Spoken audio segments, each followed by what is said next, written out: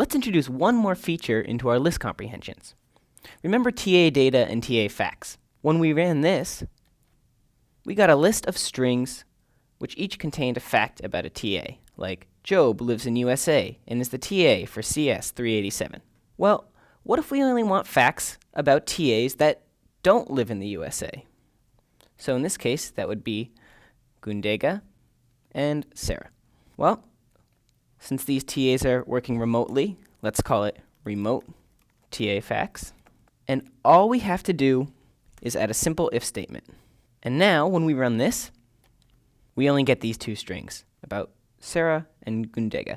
The addition we made was pretty intuitive. This if statement just says, if the country is not the USA, then we're going to add an entry according to the rules we described earlier. I hope you've learned a lot about list comprehensions. You should feel free to click the link below the video to learn even more. But now, it's time to practice.